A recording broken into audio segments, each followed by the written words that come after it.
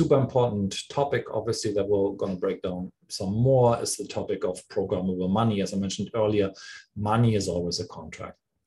And once you can program these contracts, it opens up a lot of opportunities and a lot of efficiencies. So that's why we think that new types of banks that are deploying these primitives will have a leg up over traditional finance system. You can think about solutions such as smart asset routing and or solutions where you really don't actually touch demand deposits accounts anymore. And so the point there being is what most people don't seem to understand is that money in digital form in the government issued fiat current systems doesn't exist in the state of deposit. Even though the bank is telling you that you're making a deposit in your demand deposit account, which you call your checking account, there are no deposits. Digital money exists always in a state of lending. And since March of last year in the United States, there's actually no reserve requirements anymore at all.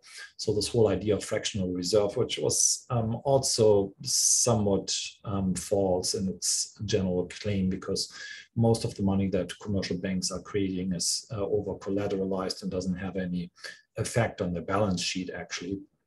But the larger point here being is if you think about the primitives that we discussed earlier and its logical conclusion, and you realize that from a legal perspective, digital money doesn't exist in the state of deposit. It always exists in a state of lending. So what's the difference between the money that you're quote unquote giving to your commercial bank that it lends out? Well, the difference is they maintaining yet again databases, ledgers, accounts that account for whatever money you claim to have. Whereas again, legally you're handing it over, it becomes property of the bank and they get to own it. You just have a claim against the bank as a new type of agreement.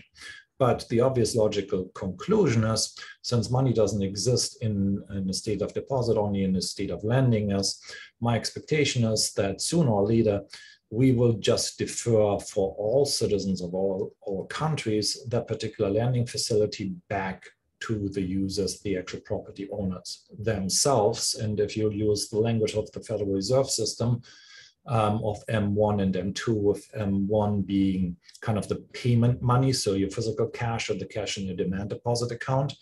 So if we ignore the physical cash for a second here, then this M1 state doesn't actually have to exist, meaning that you can readily move government-issued fiat currencies from one state of yield to another state of yield, as in from my yield-bearing account to your yield-bearing account.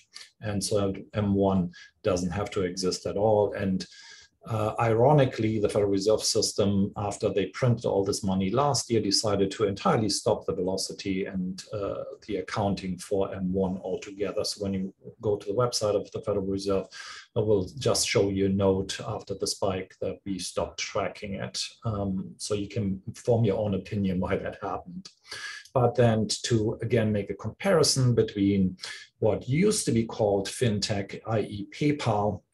So PayPal has tens of thousands of employees and transaction volumes of under $1 trillion, whereas a smart contract platform like Ethereum has less than 100 full-time developers working on that solution, albeit I'm discounting obviously for all the volunteers that are consistently auditing that code. So again, it's a little bit apples and oranges, so please forgive me for that. But overall, the interesting part though is that the market cap, it's approaching the same of PayPal in Ethereum's case, and the revenue growth obviously has been tremendous over the past years. And here, one of my consistent pet peeves is that people keep saying that they bought Ethereum, which obviously you cannot buy Ethereum. You can only buy the mining reward on Ethereum called Ether. So please use the correct language when you talk about that, because when you use the correct language, it leads typically to correct thinking.